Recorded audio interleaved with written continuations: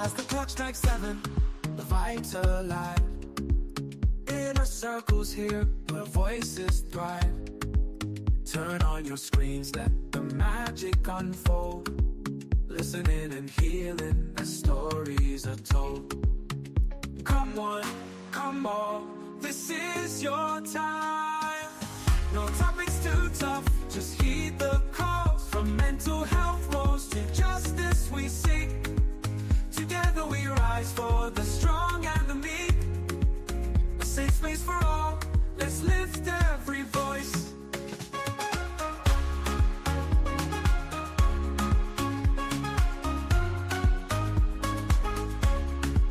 Inner Circle podcast where hearts unite. Sharing our truths, bringing hope to the light. Community strong, we're never alone. Together as one, we've created a home. With laughter and love, we break down the walls. No topics too tough, just heed the calls. From mental health woes to justice we seek. Together we rise for the strong and the meek. A safe space for all, let's lift every voice. So join the conversation, let's set the tone. Inner Circle podcast where love is well known.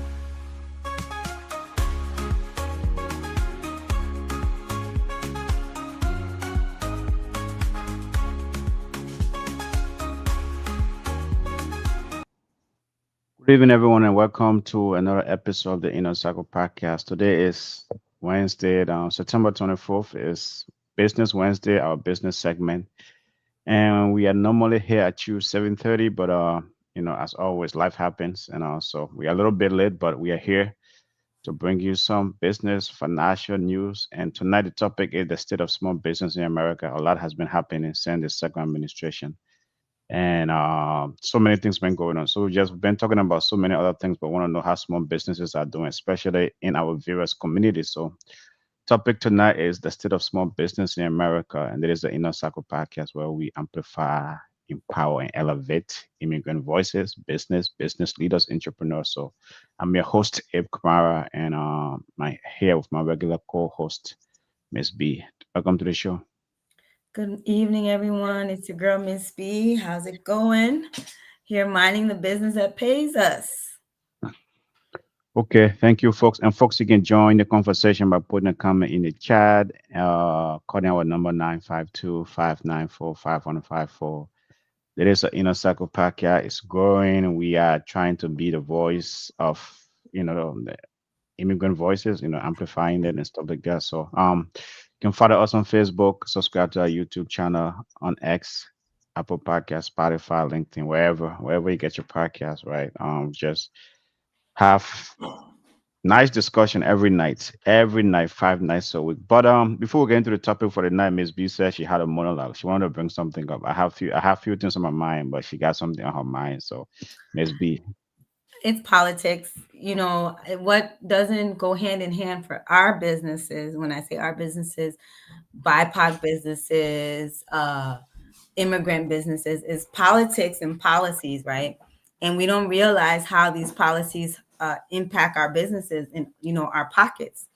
Recently, Hennepin County attorney Mary Moriarty, one of the best attorneys, period. I just can't stop praising her, giving her accolades. She's really has been the attorney of the people, low income people, under-resourced people, Black people, and brown communities, people, BIPOC communities, because she has received so much scrutiny and pushback throughout her whole candidacy as the county attorney. So the county attorney is voted on, if you guys didn't realize that. And so she was voted into this seat after Mark Friedman has held the seat for so many decades. She was voted into this seat, but has gotten a lot of scrutiny because of the policies that she's put in place. And one of them I appreciate, and I know it's due to the advocacy of community organizations, of grassroots folks being on the ground, talking about how disproportionately, the criminal justice system impacts Latinos, Black people, Asians, and immigrants. And so we don't realize how much of our wealth is lost to the criminal justice system because of certain policies. And one of them is such a low hanging fruit type policy, um, like traffic stops. So, County Attorney Mayor Morty said, she's no longer going to be prosecuting for pro, low fences, low level stops. What are low level stops, right? It's like your tail light is broken, your windows are tinted, excessively tinted, you have something hanging off your view mirror, right? These little things, and I'm sure we've been irritated by being pulled over for them. And all she's saying is as a result, her office will no longer prosecute cases that stem from low-level stops. And mind you, Ramsey County has already implemented this policy long before Hennepin County. And we all know that Black people tend to be targeted. That's why it says driving while Black. And how is this impacting you as a small business owner? These levels of tickets interrupt your cash flow on the personal side that impacts your business, because we know most of us, our cash flow is depending on us when it comes to our Black businesses, our African immigrant businesses, right? The time you have to take to go to court to fight a taillight ticket or excessive window tint ticket or rear view mirror ticket is time consuming, and it costs money too, right? And so what she is finding that is a lot more of these type of incidents and tickets have been happening to Black and brown communities. And she says that this policy will help to build trust, something that has had a lot of distrust when it comes to law enforcement in Black and brown communities. And so that's why this policy goes into effect October 15th. But sure enough, Maple Grove said officers in Maple Grove will continue doing work as they always have. Okay. First of all, what I mean, I'm glad that you brought it up. I think, I mean, right off the bat, I think it's a dumb policy. Actually, it endanger public safety. I don't think, especially like, I mean, we're not just talking about misdemeanor here, right? It's like tail light, regular stops, maybe like, yeah, excessive tinted, right? Those does not result, those put over, I mean, normally don't result in felony charges, right? But when they pull you over and then they find a gun, maybe they find something else that is dangerous. Okay, those are the things that result from felony charges. So I think it just putting if you I think the policy that I mean the county attorney is putting in place, I think it is endangering law enforcement.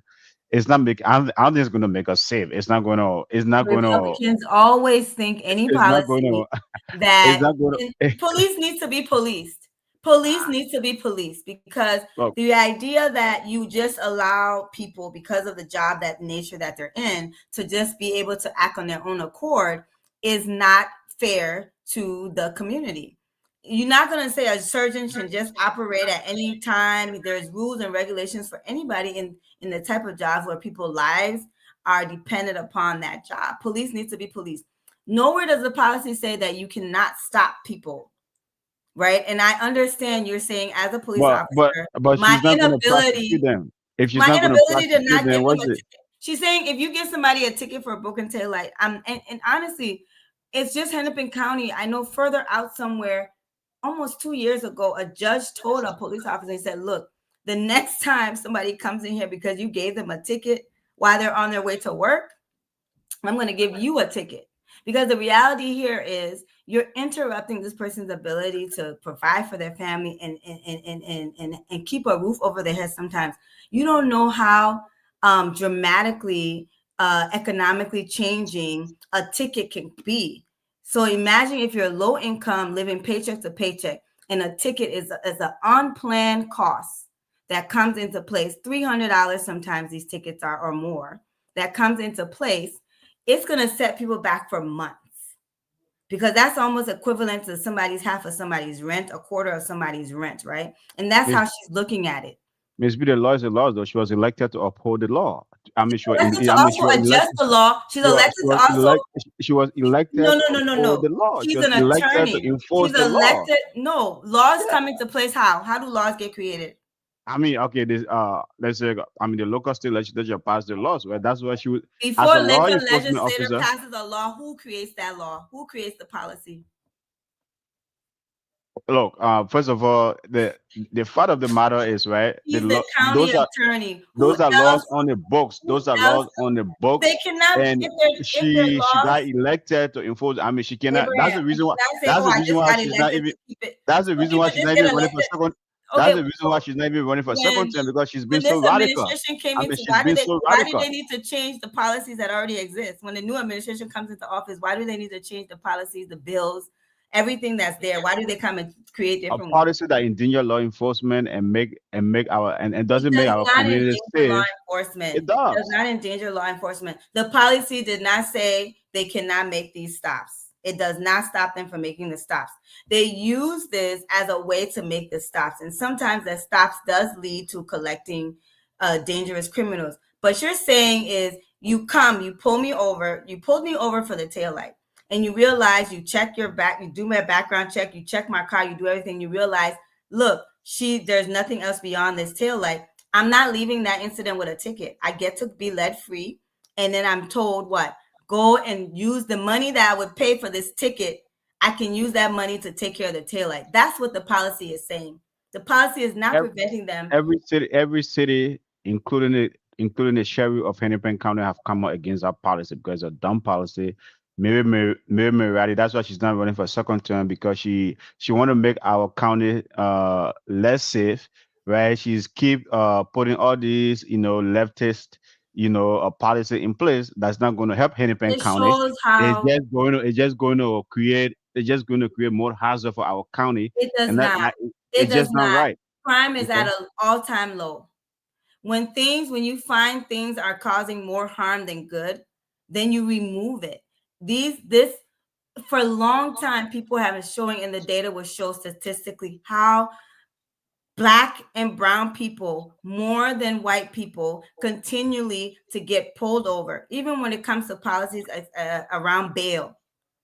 They're saying, you know what? If you arrest me, you jail me, you're up to a certain level of offense, I'm going to be let to go home free for bail and just give it my court date. The people who are constantly having to be sitting in jail waiting for their court time has nothing to do with the crime. It has everything to do with their inability and their wealth to afford the bail. And the Okay. study shows that, statistics shows that. So therefore, that's why the policy around bail has changed, something she has changed and has pioneered. Why Okay. is it people want to speak against something that does not impact them in a negative way? I was having a conversation with somebody today. If there's a policy being put into place that is not going to harm me in a negative, impact me in a negative way, but will relieve the burden for other people, other majority group of people, I'm going to move out of their way and How let you them. know it's not going to impact me in a negative way? Why if there was maybe there's somebody with a gun in their car, a spare tire has a gun in his car, and now I can't, now even if now I can't pull him over because Mary You can says she's pull not him going. over. Oh, She did not say that. She said her office will Mary no says she's longer not going. prosecute for these type of broken tail light, Okay. excessive tint. You see, you guys want to jump any policy. You don't even listen to the policy. You don't care about the policy. Once it says this is something around law enforcement and a policy, oh no, you're Yeah, making this. she's anti-law. I mean, You're she's making it. anti-law. Mary is anti-law. I mean, Mary is anti-law enforcement. Though. That's just the reality of it. She's anti-law enforcement, and that's why she's not running No, for a she's second not term. anti-law enforcement. She She's is. against heavy policing, over policing, targeted policing of certain communities. She's not anti-law enforcement I think she because is. when the shooting incident happened, may they rest in peace with the Hortmans and Senator Hoffman, everybody was on board. Everything was aligned, everybody was in sync. That is the time, and those are the times in which I want to see my law enforcement out there doing their job to the best and to the fullest. I don't want to see them overwhelmed and overburdened by the fact they pull somebody over, that person gets irate with them and cuss them out because it's only a broken taillight, right? Okay. Well. Yeah, that makes it more traumatic for officers to do their job when they're constantly dealing with, just frustrated residents, frustrated community members every day having to listen to people cussing you out, be like, oh, why are you harassing me for just a broken tail light? I'll fix it when I get to it. Why are you harassing me for having expired tabs? I'll fix it when I get to it. And then what makes it even more frustrating for both parties is that now I have to give you a ticket for this incident. And she's saying, no, you don't have to give people tickets anymore. Okay. So anyway, I mean, I would say she's, as I said again, as I said, right, she's anti-law enforcement. She's passing policies that I mean, it's like bunch of woke policy. I mean, if you give her the chance, she's going to defund the police. You She would, keep calling them if woke. you had it, You keep if she had the opportunity you keep to calling do, them woke policies, but you forget that you are a black man living in America, right? And as because, a woke and I'm policy, sure you've had your interactions. the law is the law, right? It's like if I It's not violate about the the law law, being the law, Abraham. if I go against certain policy, that's it. Look, The we have law should be the law for everybody. The law okay, should be the so law for everybody, okay, right? but anyway. But anyway, I'm glad you're having fun with that. But as I said, right, it's a work policy. And I'm glad that you brought that up. Brought it to the attention of our audience. That's the policy like Hennepin County is implementing Mary, and that's the reason. As I said, that's the reason Mary she saw her own shadow and she decided not to seek a second term because all the things she's doing is not helping Hennepin County. It's making Hennepin County unsafe. I'm glad she's getting out. There's And no data to prove that. You guys just share that rhetoric. You share that rhetoric just to share it, but there's no data. And actually, since she's been in office, crime continues to go lower and continues to be at an all-time low okay, across the okay. county. Yep. Okay. Okay. Well, anyways, that's what on your mind. I'm glad you brought that up. A few things that on my mind. Today, now from the fun stuff because that stuff I think is all fun. Mary is doing a lot in Hennepin County, but today, man, there was a shooting in Dallas, Texas, at an ICE facility. One person, unfortunately, was an immigrant detainee, got shot and he didn't make it. Got shot, and then two Got other shot people were by who? wounded Got shot by who? by someone who by someone said they were against ICE or something. I mean, they have not identified the shooter yet. Okay, they have not identified the shooter in all transparency. Can you explain to us? So I'm detained and I get shot in ICE custody. So yeah, so there was about three detainees. Three got shot, and one got killed on the spot. Okay, they were detainees. I think the person started shooting indiscriminately, right? It's like they were on top of a roof, and then they were targeting the ICE facility. They just started shooting. Unfortunately, those three detainees, right? Two got seriously wounded, and one was killed right on the spot, right? I think they was probably trying to target ICE, but I mean, they didn't get the ICE folks, and so they kill What was innocent preventing law people. enforcement from having that incident happen? The Why what? were why wasn't the police able to prevent that incident from happening? How can you prevent? I mean, with the proliferation, we have said it many times with the proliferation of guns in this place. The person went on top of a roof, right? It's like it's like they went like a sniper. They were like far, not that far from the facility though, but like they went into a hiding, just the way the stuff that happened in Utah with Charlie Kirk stuff, right? He went on top of a roof and targeted, Charlie Kirk. Same So, same so are situation we here. saying law enforcement can't prevent crime from happening then? No, no, that's not what we're saying. I mean, it's like with the proliferation of guns, right? Things are always look, gun violence here is just a reality. I've said it many times because of you got so many guns, any lunatic can get it anytime and say, hey, you know what I mean? It's like if I'm mad at you, Miss B, if I'm mad at you, instead of me taking it up with you the way you and I can take it up here on the Inner Cycle podcast, go at it. You have a bunch of lunatics in So this country when they are what mad, they purpose just is the go and police serving? What purpose are they serving if they can't prevent innocent lives from being lost? If they can't know ahead of time when a crime is going to be committed to prevent that crime from being committed. What purpose are they serving? oh Especially wow. if you have citizens. You You want to see, go deep? You want to go deep? You those want to go citizens deep were on that not in one? a fair, they were not in a fair situation. They were in the hands of law enforcement, therefore they were in a space that they did not ask to be in. They were taken out of their home or wherever they willingly were at Mm, their own free will, and now was in a space they didn't ask to be in. They weren't equipped to handle the uncertain circumstances or events that took place that took one's lives and injured the two of them. And the Miss people B, who are equipped and was in their area could not prevent them or keep them safe. Miss B, when it comes to mass shooting, gun violence, as I've said, well, you got 18,000 law enforcement agencies, but because there's no way they can prevent it, there's no way they can prevent mass shooting because everyone have access to gun.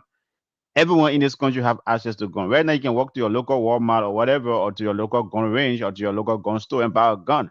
And if you are mad at someone, you walk to the store, you walk to the mall, or you walk to any facility, you walk to anywhere you want to walk and go and commit crime. It's easy because why? Guns are easily accessible in this country. And so sometimes it's not so much the motive, right? Some of these lunatics that are passing around with these guns, they don't even need them, but because everybody is in it, is their Second Amendment right to have gun. If you matter something, you Besides know, the Second Amendment right, the police officers are the same people who encourage and support that Second Amendment right, for people to have guns. One. And secondly, the point I'm trying to make here is when people talk about defunding police, they don't mean get rid of police. They're saying let's allocate some of these police dollars, right? A population of 376 million people in this country, 18,000, right, is absorbing how much of the resources that they will never be able to be in the position to really stop the unfortunate incident that happened at the Catholic Church, to stop the unfortunate incident that happened with Charlie Kirk. What we're saying is where some is going to be allocated that will probably work and get at the root cause of a Charlie Kirk type incident, the root cause of the Catholic Church incident and all the school shootings that happen. Because law enforcement will never, ever be able to prevent, no matter how much money we invest in law enforcement, will never be able to prevent school shootings. They happen, God knows how many times a day all over this country. So when people are saying defund police, they're not saying remove the police, because you know what police come and show up most for and effectively help with? Domestic calls. All the data shows that 9 times out of 10, the things that police is being used, highly used for in this country, is domestic abuse phone calls. People fighting, husband and wife fighting, people, family members fighting at home. That's what they're being heavily utilized for. So defunding police means allocating dollars somewhere else to get at the root cause of the things that really prevent that crime before it can even happen, before you even need the police. That's a radical move right there. I mean, as I said, right? So you guys are, I mean, you guys be There's no calling you for guys. stuff. This is just me speaking There's from. no, I'm not there's even no a guys, part you of that guys, movement. you guys be I'm calling just for trying stuff, to right? clarify the You're the misunderstood. Mary Moriarty No, type. You'll be I calling try for to stuff provide clarity to the that. misunderstood people Okay, around certain movements. okay, Right? okay. You get a soundbite and you run with it, Here's and the you're thing, being though. misunderstood. Here's the thing.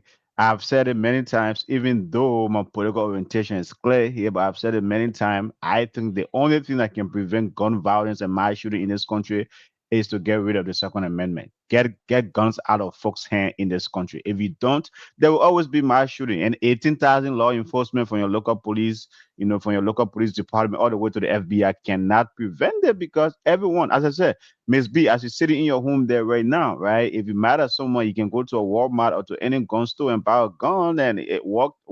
No law enforcement can prevent that, right? Because you have access to it. It's the easy access. But It is the before I get to the epidemic. gun, what's going on with me? Before I access that gun, Oh, who knows? I've said it many times. Everybody in this country, you said what? There's 376 million people in America. Every one of us, including the president, we are all suffering from what? Mental problem. Because guess what? America is a stressful place, right? We all have mental some one way or another. We all have mental problem. Any day something get. It's how I decide to what to channel my anger, right? We have talked about. I mean, we talk about why everyone's so angry. It's how I decide to channel my anger, my happiness, or whatever that is. It's affecting me. A lot of people channel it through violence, and that's what you see yeah, happening. and as we're here today talking about business, guns, the sale of guns is a big business. Like you said, what 400 million guns out there, more than Yeah, the up to four. Yeah, population. I mean, Yeah, 400 larger than the civilian guns. up to Yeah. 400 million civilian guns that are available. Not even the one that people have not bought yet. I don't have gun. You know what I mean? So it's like, if I decide to go get a gun, that number is going to be added up, right? It's like, so anybody can get, and there are folks, buying like, sometimes 10, 15 guns.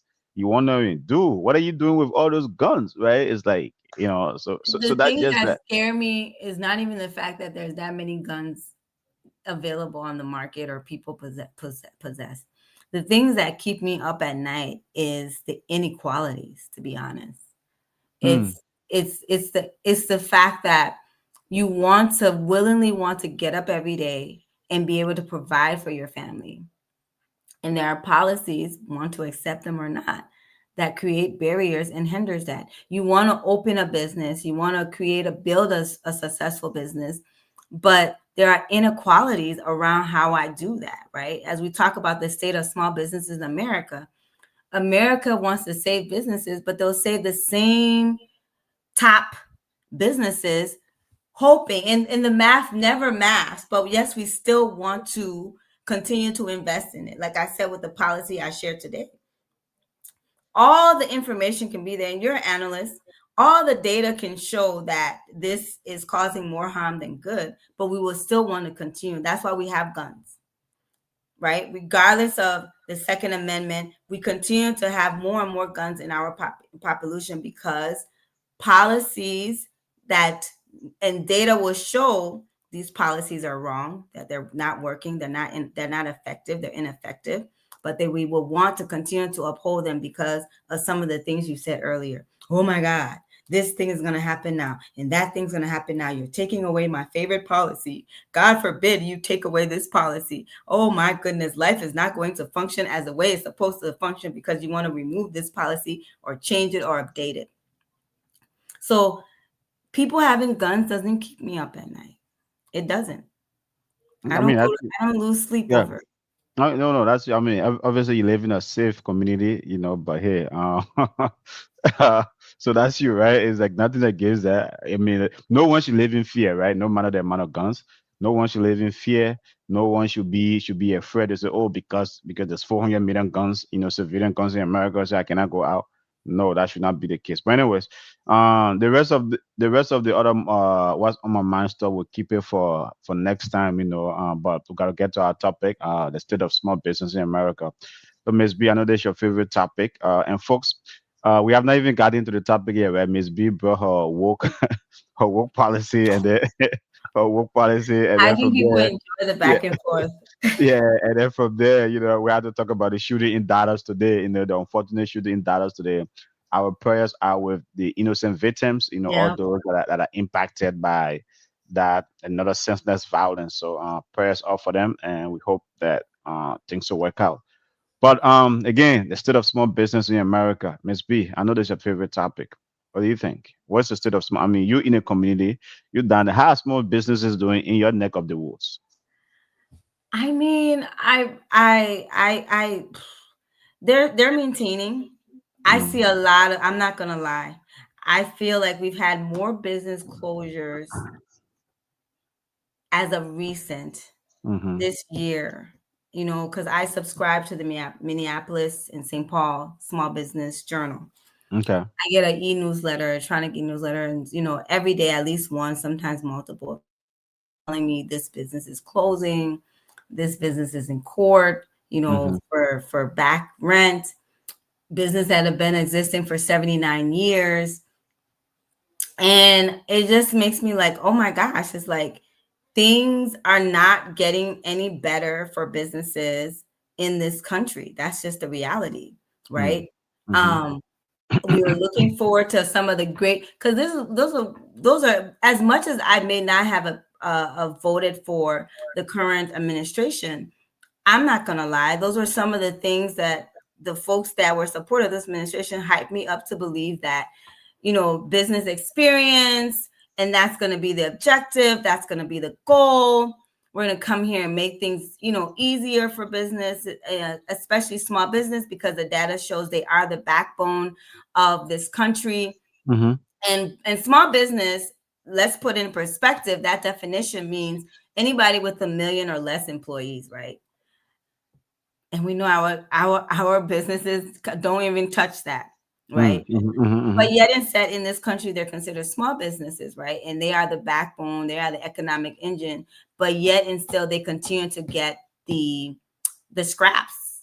They continue to get peanuts, right? So many things have been done to SBA loans where a lot of small businesses, the size that I'm talking about, were able to access capital to grow their business, right? To increase their employees, to tighten up infrastructure, to provide, equipment and inventory, right?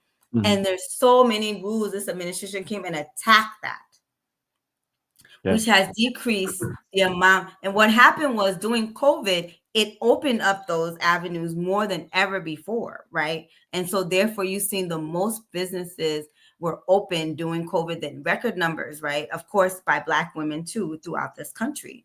And so, and continue to be, Black women continue to be the leading new businesses that open up across this country. But yet and still, these current policies have been put on a tool that we were excited about having and excited about the changes that have been made, that have been advocated for by local CDFIs, local community organizations, of how that product could be tailored to allow other folks who have not been able to access it over the years to access it now. But no, this administration came and changed the SBA lending rules. Well, first of all, right, let me just counter that a little bit because I think first and foremost, I think the administration is pro business. Have they? I mean, it's pro business. Every Republican administration, obviously, for pro business, especially small businesses. But this current administration have been distracted. So many things they are doing that's counterproductive or counterintuitive to businesses. You know what I mean? I think you and I a week or so ago discussed the big beautiful the one big beautiful bill. It has a lot of things in there for small businesses. Some of them have not yet kicked in. Some are not going to kick in. Right? A lot of good things in there. The administration has been kind of a distracted in a way, right? Some of the things they are doing is is helping small businesses like the tariffs, like the crackdown on immigration, Exactly. like some of the rules you are talking about, right? So it's like there's distraction there, but if they can just focus, I think the administration can just focus because some of us, the reason why as I said, we voted the way we voted was we're promised the golden age, the golden age, What golden in age? I business, that mean, the that golden age when it age was where golden. in businesses were going to be booming because just this where you have 36 million small businesses in this country. So to your point earlier, businesses are the backbone of the American economy, especially the small businesses. They are the backbone of the American economy. Everybody wants to be an entrepreneur, especially in our immigrant community. As an immigrant, you come here, you work somewhere, you say, "Man, I can establish, my little business and stuff like that." Right? So immigrant established businesses, especially small businesses, at a very high rate. But I think, the administration, some of their pro-business policy, is being put on the back burner, and they are focusing on things that is not really helping small businesses. It's hurting small businesses like tariffs. Is a lot of businesses because of affordability. The high inflation, the high cost. The operational costs. Businesses, yeah, small businesses are closing, but yet still though, folks are still registering or establishing businesses at a high level, at a high number, right? Is that because that's the American spirit? Business build this country, small businesses, folks like to establish business. So I think to your point there, the administration is a little bit distracted because they are doing things that is counterproductive Yes. to to the current to small businesses and to the current environment. Yeah, because people are already, so like you said, the tariffs, you're dealing with significant financial challenges, right? Including cost of supplies. And then you're in a place where customer spending has decreased, right? It's like, where do we find, like I was saying the last time, where do we find that happy medium? That's what the golden age is supposed to be, this happy medium, this equilibrium type economy, right? It's not going to be perfect, but you're going to have a little bit of here and you'll have a little bit down here happening, but you're going to have this linear type flow of a kind of, at least for a great long period of time, and we haven't seen that for a while. The 2000s has been the 2000s has been a lot. It's been hectic from Y2K to 9/11 to pandemic and now to the tariffs and everything. The 2000s, the last 25 years has been hectic for businesses, right? And I hope this distraction goes away. I hope we find a way to figure out to put our energy somewhere else that doesn't continue to be counterintuitive to what we want. The goal is that our economy thrives when our small businesses thrive and are successful. And accessing capital is harder, and you're accessing more expensive capital, right? I know you said the Federal Reserve decreased their the percent Interest rate. interest Yeah. rate, right? Mm-hmm. But Mm-hmm. again, like we said, it doesn't guarantee anything. It's just a hope that now that when I go access capital, I'm gonna see, a lower interest rate, right?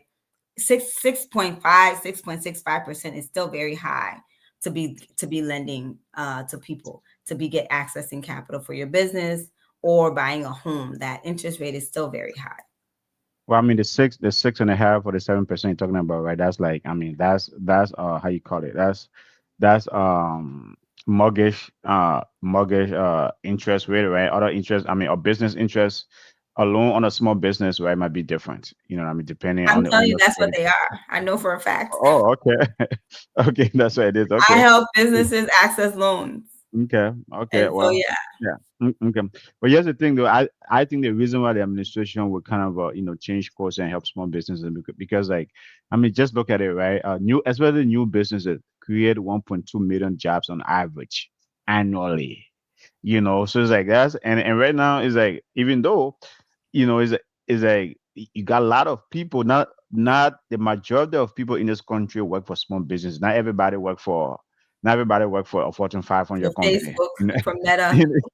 You not everybody work for Meta or Apple or Medtronic or Google. I mean, a lot of the majority of folks in this country work for small businesses. So I think, Mhm. it is important, as they are facing these headwinds, right? Higher inflation, the tariffs, the current, I mean, the current environment and things like that. I think the administration will kind of make it easier for businesses because I mean to your point, right? Because of tariffs, because of the high cost, of the high cost of labor, right? I mean, as I said, the administration, some of their policies kind of counterintuitive, counterproductive to businesses, right? Because if they are cracking down immigration, a lot of these small businesses depend on immigrant labor, and you are How's cracking down, Honda doing? How is and that Honda plant doing that you got know, you created with the and 400 you people? and you, well, the now you distracted me a little bit, but anyway, the reason when they raided the plant, the Trump reached out to the South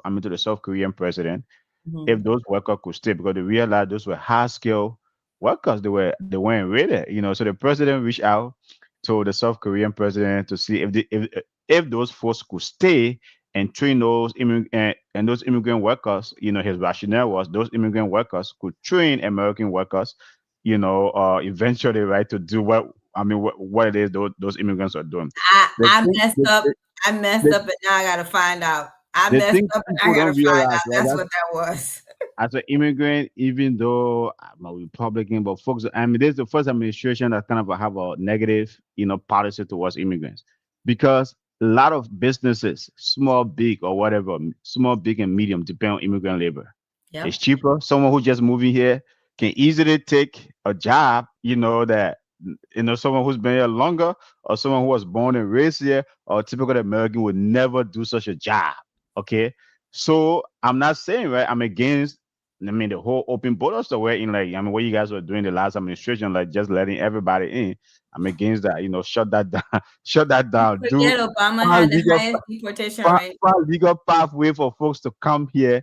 Yes, I agree with that. Find legal, make it easier for folks to immigrate here so that businesses can drive, so people can have opportunities to hire, cheap labor, basically, because that's what it is. Because when labor is cheap, it makes hopefully, the hope is it makes things cheaper. Why?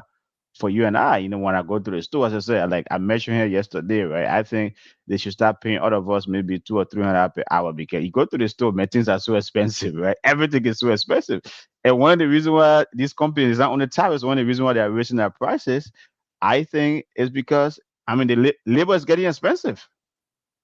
Labor is getting That part. expensive. So you Honestly, again, labor is you want getting to attack expensive. wages now. Yeah. You want What? to attack wages by saying labor is getting expensive. You want to It attack is getting wages. expensive. It is getting expensive. Then you're gonna get mad at why the person is homeless. Oh, why they can't get off the street? Why they can't go find a job? No, no, no, no. The Nobody is cost mad of at that. having Like a job. You know what? ye- You know it costs money yesterday, to have a job.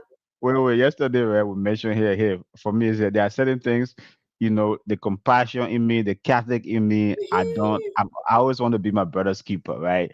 So yesterday we mentioned here, right? The homelessness to me is a crisis. It needs to be taken care of. It needs to be dealt with, right? This is the richest country in the world. There's no way you should have 1 million people a night without shelter Yep. or night in this country. That's to me is like doesn't make sense. Make that make sense to me. I think Elon Musk by himself can get up today and get all these homeless people off the Yep. street. But it is what Yep. it is, and things like that. But anyway, go ahead. What are I you think you gonna were say? ready to attack wages. And I will say one thing again, the small businesses, they employ people, but in right now, even with the job market, right? It's the job market is very discriminative, right? Because certain people don't want to hire you. And what we find statistically is that BIPOC business owners are going to hire BIPOC people. Like right now, you go to the Asian grocery stores, you see a lot of Latinos working there. You're seeing Okay. that shift, right? Before you would see Asian business would only have Asian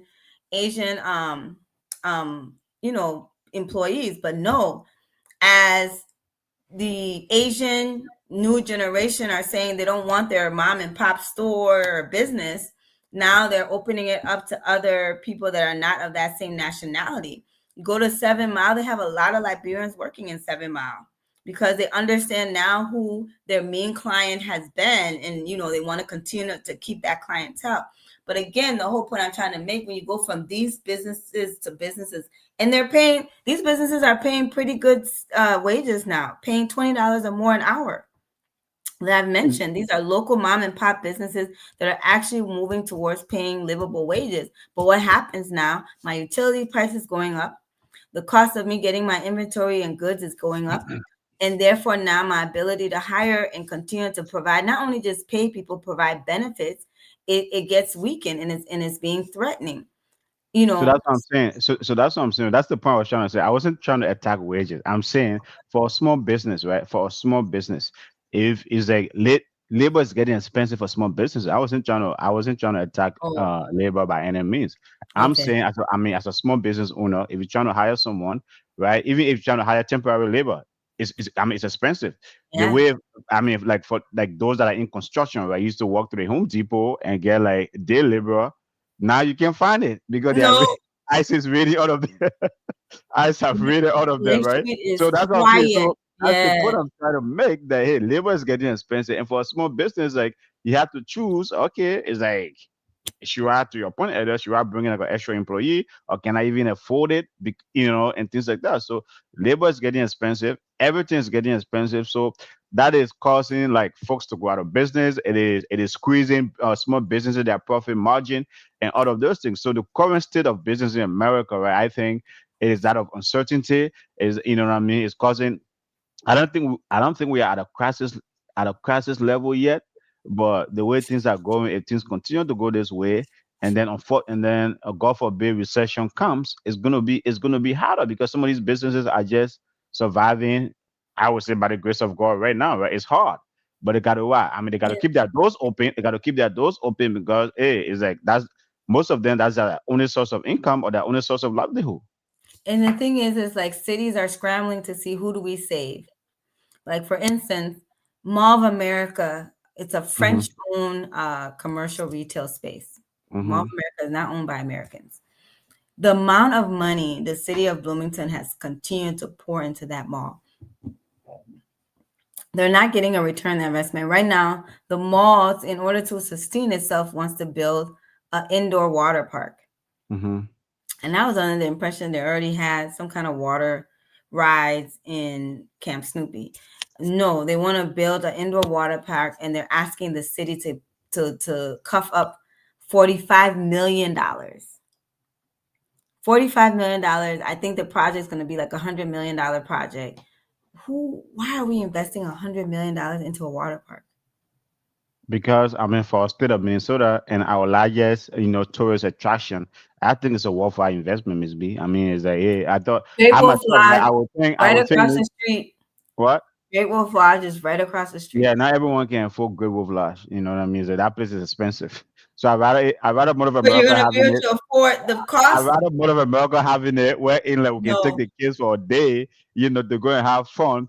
And By the Mall time of you America, add up those passes, Mall they're of equivalent to one nice stay at Great Mall of Wolf Lodge. America, Mall of America is our, our number one tourist attraction here in the state of Minnesota. So I don't think I think it's a worthwhile investment if the state can, give those tax breaks, or the city of Bloomington can give those tax breaks to Mall of America. I think it's worthwhile. I think it's a worthwhile investment.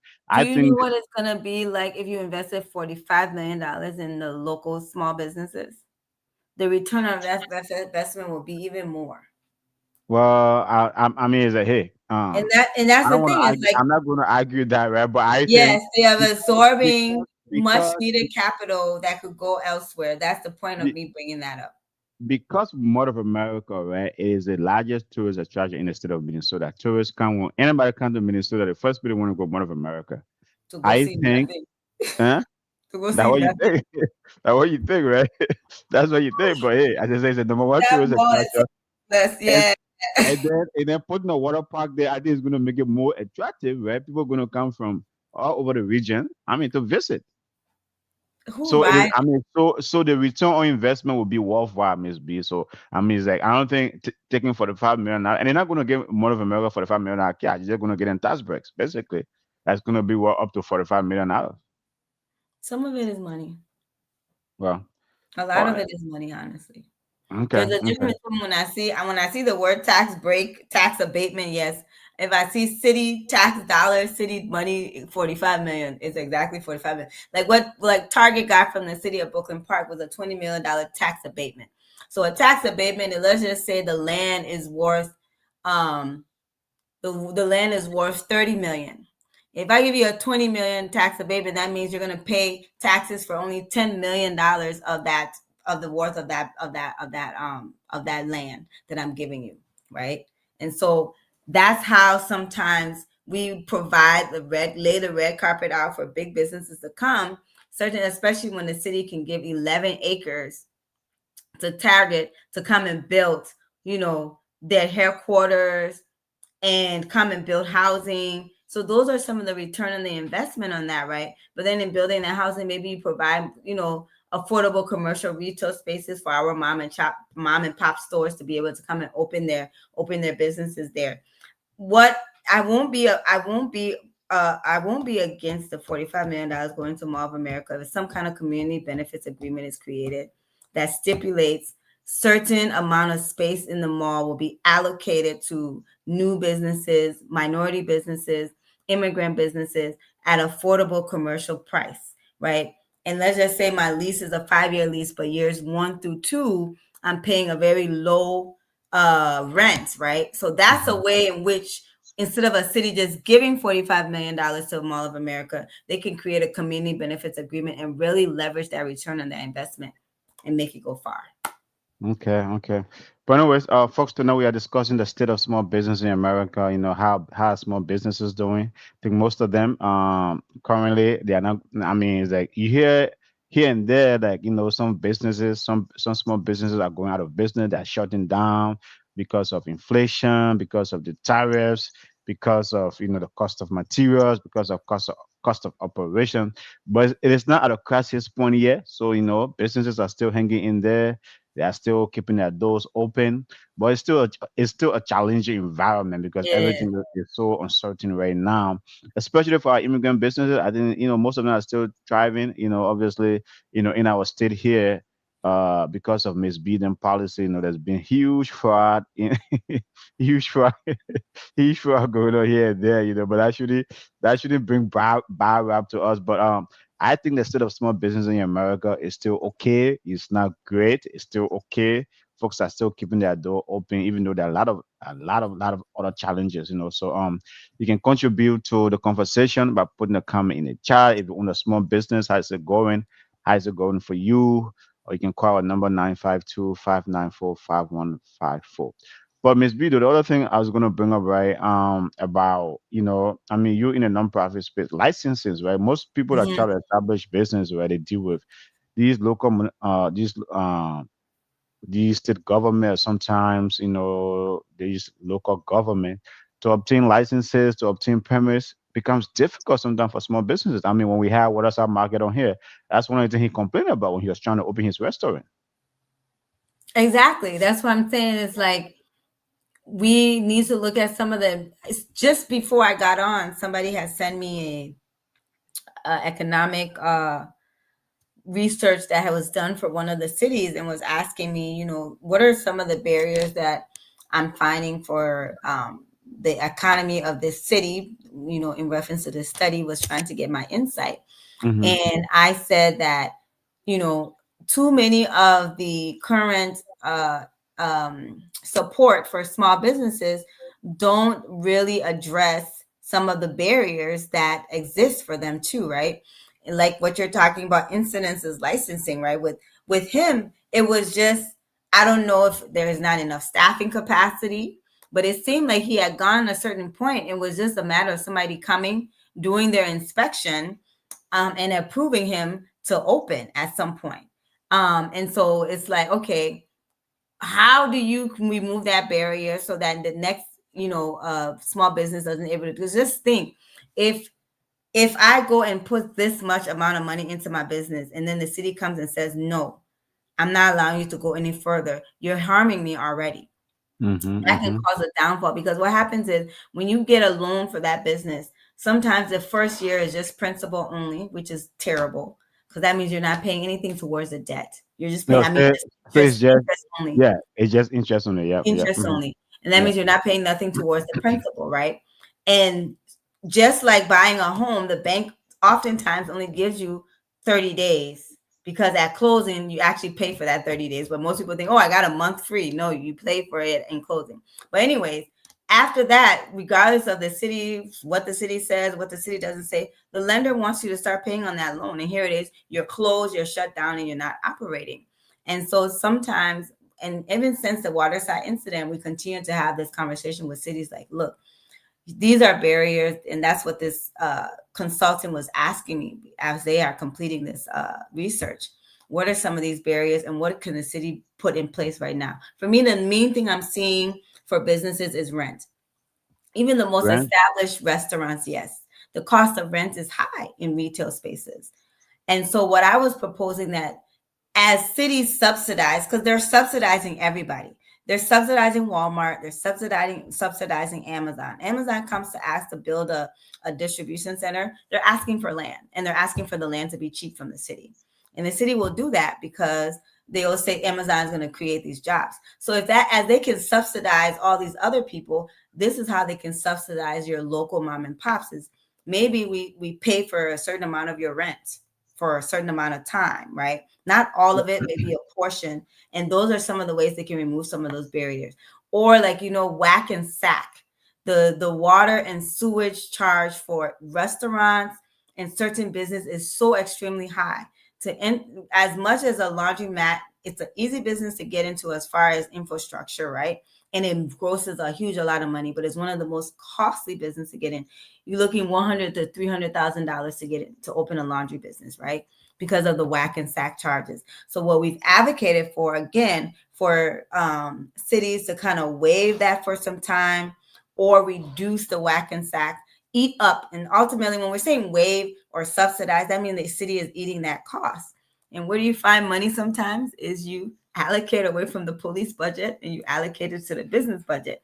Because here's how businesses help with crime. Business owners are there. They know the community. They are a point of safety and keeping safe a community safe. So you take money from here and you put it here, you're going to get the same results that this thing is going to provide for you.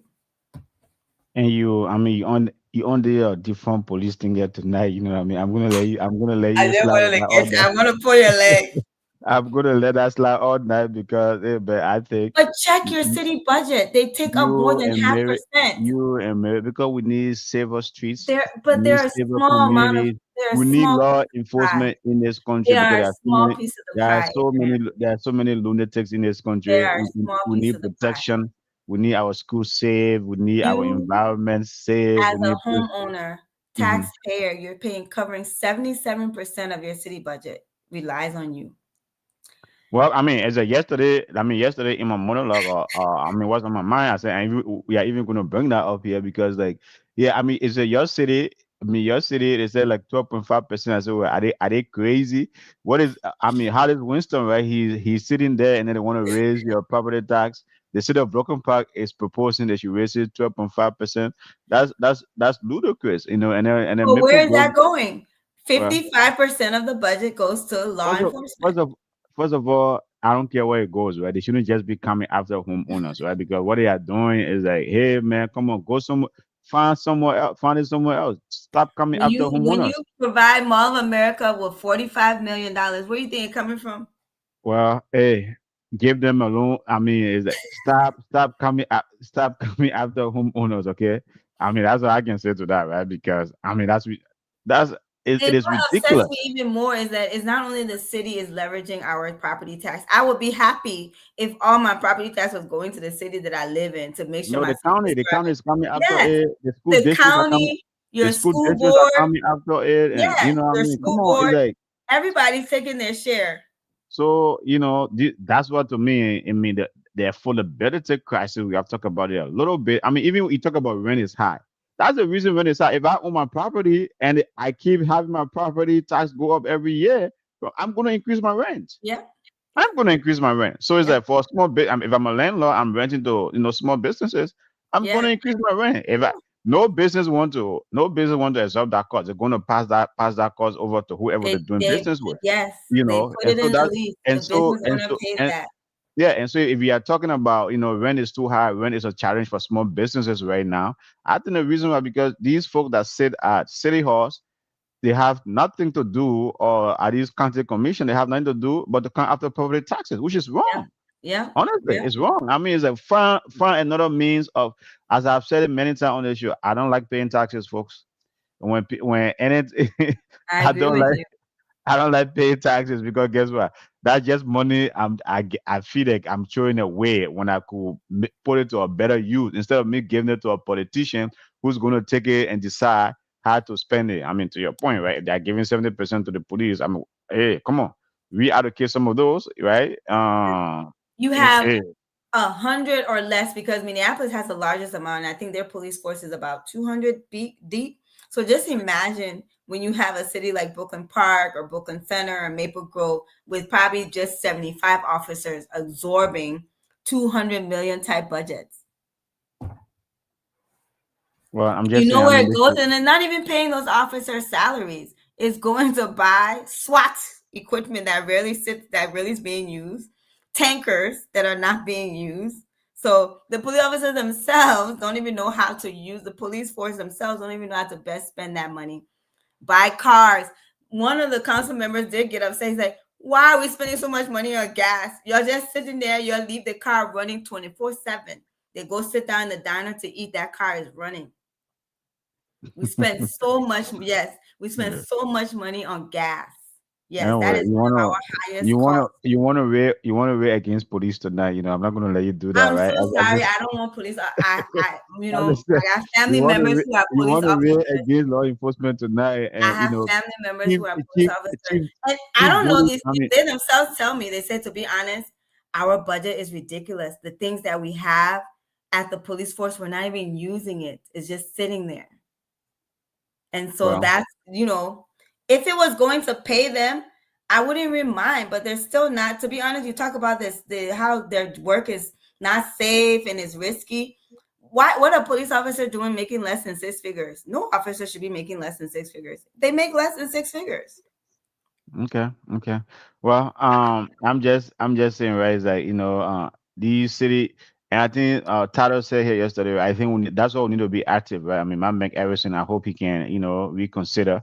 I mean, not that reconsider, right? He said he's going to run He's for the second running. time, but I mean, congratulations to SP. The SP man, when you go up, SP is coming on here next week Tuesday. I'm going to tell him. I said, look, man, you have found a way and stop going after these property taxes. Whether it's the county, give them send let the state send more money to these cities and counties, and let them leave homeowners alone. There you go. Yeah, let them leave homeowners alone, because man, it's creating hardship. Some of us sooner or later might become homeless, because if that's the only reason why my mortgage is going up, because of property tax. Yeah, that's the only reason my mortgage is going up every year. Insurance, like I'm about to change my insurance company, because that's another place I feel like, Oh, it's what do you like, mean, like the insurance for the house? yeah, homeowners insurance. I mean, this Homeowner one is just insurance? yeah. Try Travelers.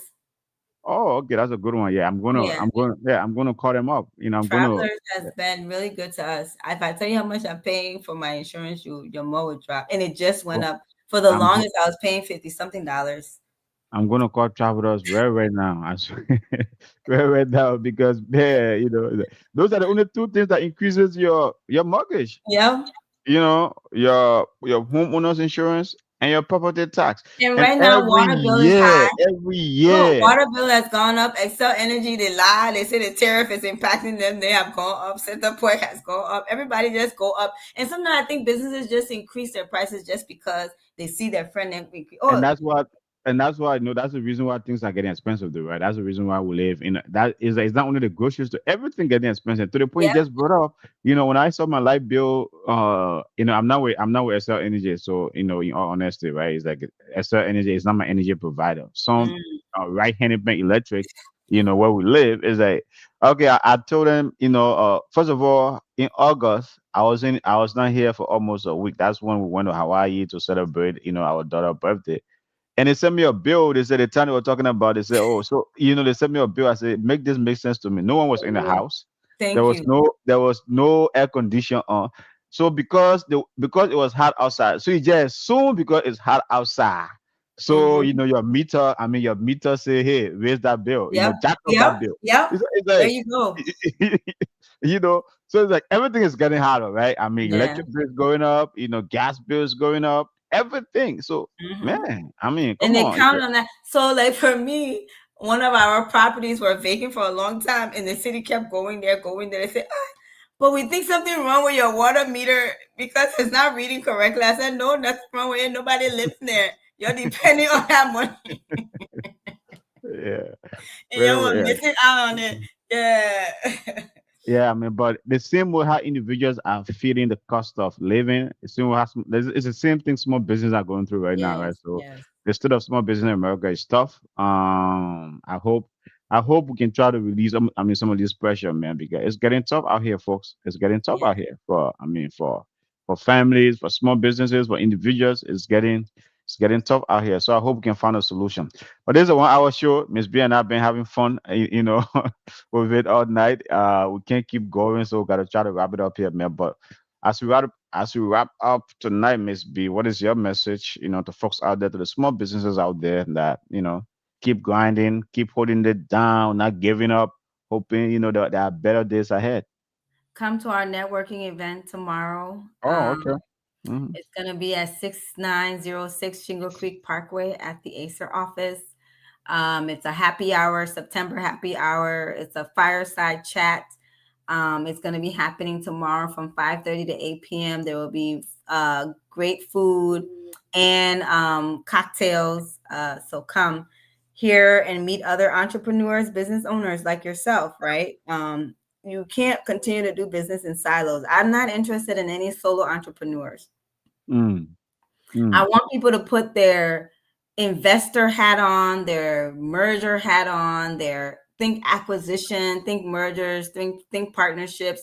Think of yourself as an investor, think of yourself as a developer. Stop thinking of yourself of an entrepreneur. Oh, I'm an entrepreneur. I'm into entrepreneurship. No, that's too singular. It's too silo. You're talking about solopreneurs, right? Is that because I mean And there's a it's gonna different, take you a while to Amazon. Find your yeah, I mean, partners. yeah. Find your partners and make it happen. Yeah. Definitely. I mean, it's like I agree with you. You know, there's so many solopreneurs. They don't call them entrepreneur. There's so many solopreneur in our community. Solopreneurs. Yep. Yeah, you know, everybody just want to do it by themselves. But I think, you know, it's good to form partnership, right? You don't even have to be like-minded. You don't have to, here there are a lot of you guys can create legal document. Nobody going to in America, trust me, nobody going to steal your money and walk free. Nope. There are a lot of ways you can get your money out. Lots and Court. lots and Yep. lots of ways. And here, if somebody want to dupe you, first of all, they will be surprised what you can do to the things that you can do to them. The legal system here doesn't play with that, right? So it's like you go into partnership or you go into collaboration with somebody. Don't be afraid. I mean, it's like try it out, right? If the business doesn't work, failure is not the end of the world, folks. No, it's Especially when it not. comes to business, it's not the end of the world. It's always a learning experience. But it's been a good one tonight, as I've been saying, right? Businesses, as Ms. B mentioned earlier, businesses are the backbone of this country, especially small businesses, and especially in our community. Immigrants love to establish businesses, right? Some of the top businesses in this country were established by immigrants. Google was established by immigrants and stuff like that. Mhm. So, let us continue to grind. We know the environment is not easy. That inflation as well as so in here, everything is high. Rent is high. If you are a business owner renting a store, our rent is high. Renting a property is high. But keep hanging in there. And then inflation, everything is high. Prices are high. As I said, when you go to Target, every time I go to Target with my children, is that walking out of there $500. I say, whoa, what's going on here? It's like these people trying to make us bankrupt, but that's But the don't you know environment you're we live supposed to be boycotting Target right now? in. Hmm? You don't know you're supposed to be boycotting No, Target. no, I don't book at Target. That's my it's like I grew up with Target, right? It's like Target holds a special place in my heart. So there's no matter what kind of politics come, nothing can come between me and Target. So Black let me people just know you can't depend on Abraham. You just know you can't.